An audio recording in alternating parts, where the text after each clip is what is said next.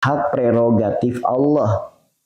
Tidak akan mungkin terjadi penyakit jika Allah tidak mengizinkan. Tidak akan mungkin sembuh penyakit kita jika Allah tidak mengizinkan. Maka adanya sakit, adanya sembuh dalam diri kita sepenuhnya hak prerogatif Allah. Maka jangan sampai sakitnya kita menyalahkan orang lain. Jangan sampai sakitnya kita menyalahkan makanan. Jangan sampai sakitnya kita berprasangka buruk kepada yang lain. Sakitnya kita udah pasti datangnya dari dosa kita sendiri. Bukankah kita sudah sama-sama bersyahadat, asyhadu alla ilaha illallah wa asyhadu anna muhammadar rasulullah, aku bersaksi tiada Tuhan selain Allah, aku bersaksi Nabi Muhammad utusan Allah. Kita sudah sama-sama bersyahadat. Rasulullah sudah menyampaikan, Rasulullah sudah bersabda, tidaklah Allah titipkan penyakit melainkan Allah gugurkan dosa. Rasulullah yang kita syahadatkan, yang kita beriman kepadanya, yang kita meyakininya, segala penyakit disampaikan oleh Rasulullah penyebabnya adalah dosa kita. Kenapa justru lebih percaya kepada pedagang obat, lebih percaya kepada orang pintar, lebih percaya kepada pedagang agama yang menakut-nakuti hati diri kita, yang menyalahkan yang lain yang menyebabkan penyakit kita. Pedagang obat menyampaikan sakit kita gara-gara garam, sakitnya gara-gara makanan. Rasulullah menyampaikan sakitnya gara-gara dosa. Kalau syahadatnya lempeng, pasti lebih percaya sabda nabinya ketimbang sabda pedagang obatnya.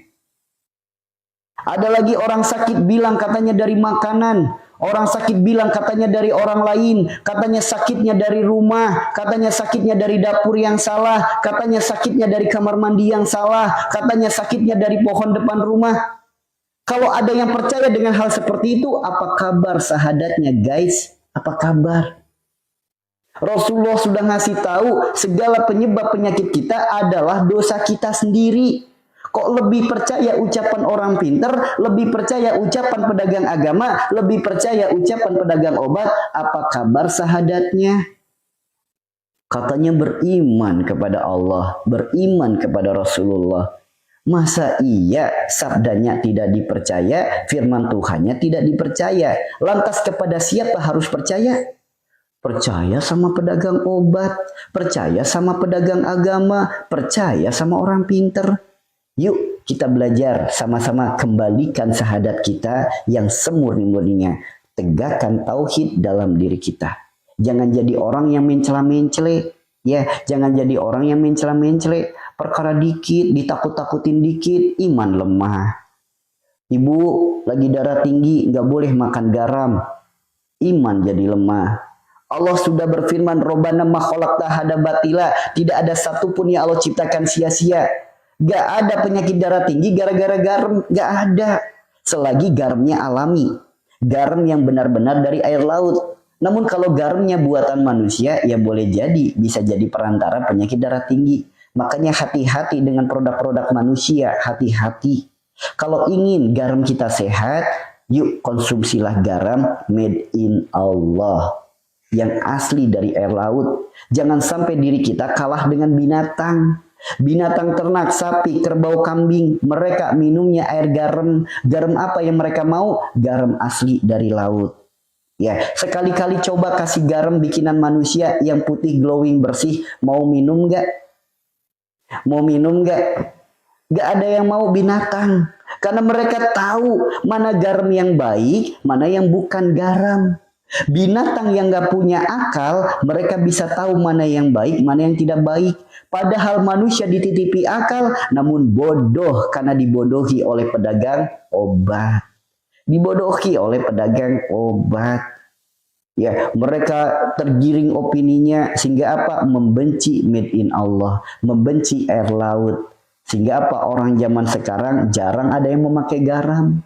Kebanyakan memakainya bahan kimia. Tuh teman-teman. Ya, padahal Allah sudah berfirman, Robbana ma khalaqta hada batila. Tidak ada satupun yang Allah ciptakan sia-sia. Nyalahin garam. Padahal garam adalah sumbernya rasa. Dasarnya dari garam itu bisa menjadi perantara sehat segala tubuh kita, perantara sembuh segala penyakit kita. Hanya garam saja. Mungkin teman-teman ada yang pernah melihat di saat saya lab pengobatan hanya bermodalkan 1 butir garam disentuhkan kepada orang yang sedang stroke, subhanallah orangnya langsung bisa gerak, tangannya langsung bisa gerak, kakinya langsung bisa gerak. Hanya bermodalkan 1 butir garam. Tuh teman-teman. Kenapa? Garam yang asli dari laut adalah sumbernya rasa. Sedangkan garam bikinan manusia sumbernya apa? So, sebelum adanya garam bikinan manusia masuk ke Indonesia secara data yang ada masuk di tahun 1994. Sebelum tahun itu nggak ada garam bikinan manusia, yang ada garam dari laut semuanya. Di saat seluruh masyarakat Indonesia memakai garam dari laut, ada nggak orang terkena diabetes? Ada nggak orang yang terkena stroke? Ada nggak orang yang cuci darah? Ada nggak orang yang aneh-aneh dah penyakitnya zaman sekarang? Ada nggak? Sok, ingat-ingat yang usianya udah tidak muda lagi. Sebelum tahun 94 ada nggak orang yang sakitnya seperti itu? Gak ada teman-teman. Kebanyakan sebelum tahun itu, kebanyakan orang sakitnya paling apa? Hanya sebatas penyakit kulit. Ada koreng, ada kadas, ada kurap, ada kutu air. Sekalinya masuk angin, keluar rumah, main ke sungai, main ke sawah, sembuh. Zaman sekarang masuk angin, kalau belum ke rumah sakit, kalau belum minum obat ini, obat itu, bahkan berkepanjangan masuk anginnya. Zaman dulu masuk angin, main doang ke sawah, sembuh. Main doang ke lapangan, sembuh. Main doang ke sungai, sembuh. Zaman sekarang masuk angin, Masya Allah rasanya. Kenapa? Karena udah lemah imun dalam tubuhnya. So, zaman dulu penyakit paling parah apa? Penyakit paling parah zaman dulu paling kesambet. Tahu kesambet? Itu penyakit paling parah zaman dulu. Zaman sekarang, Masya Allah, penyakitnya luar biasa. Semakin canggih teknologinya, kenapa semakin banyak penyakitnya? Semakin banyak rumah sakitnya, tetap aja makin banyak yang ngantrinya. Ada apa di dalamnya? Kenapa makin banyak orang gampang sakit? Orang zaman dulu buka baju, pergi ke sawah, kemana-mana, gak ada yang masuk angin. Orang zaman sekarang sama masuk angin, sama kipas angin aja takut. Ayo, kenapa gak direnungkan hal itu? Karena memang ada sesuatu yang terprogram, yang diniatkan sesuatu yang tidak baik. Bagaimana caranya produk mereka laku? Maka dengan cara meracuni manusia. Ya, dengan cara meracuni manusia. Ya cuma kalau menyampaikan hal ini tuh agak sedikit beresiko ya teman-teman ya. Ada sedikit beresiko. Karena apa yang disampaikan akan bertentangan dengan apa yang sudah berjalan di negara kita. Ya, makanya hati-hati, hayu atuda kembali kepada yang alami, jangan ikut-ikutan. Gara-gara garam yodium bikin anak pintar, akhirnya anaknya pengen pintar bermodalkan garam. Dah, garam beryodium tidak bikin gondongan, mending gondongan daripada diabetes. Ya, gondongan dikasih air hangat lehernya. Kemudian minum madu, makan nanas, sembuh gandongan. Diabetes, suntik insulin berulang-ulang. Ada lagi yang borok sampai diputus kakinya. Ayo, pikirkan jangka panjang. Jangan terlihat bentuknya yang putih bersih glowing itu lebih baik daripada yang kasar, coklat, berpasir. Yuk, jangan tertipu matanya. Dan jangan pula tergiring opininya untuk mengiyakan apa yang distatementkan oleh mereka. Mereka mindsetnya hanya satu, berbisnis. Udah. Mereka tuh hanya satu, berbisnis. So, dari bisnis mereka yang dulu pada vaksin, apa kabar sekarang? Imun tubuhnya makin lemah enggak? Ayo, teman-teman. Makanya, ya kita sama-sama harus belajar ya. Jangan sampai nyalahin garam. Nih orang yang darah tinggi jangan sampai nyalahin garam. Bahkan ada nih beberapa jamaah punya penyakit darah tinggi, punya penyakit asam lambung. Saya sarankan setiap kali asam lambungnya kambuh, 1 butir garam kasar diemut.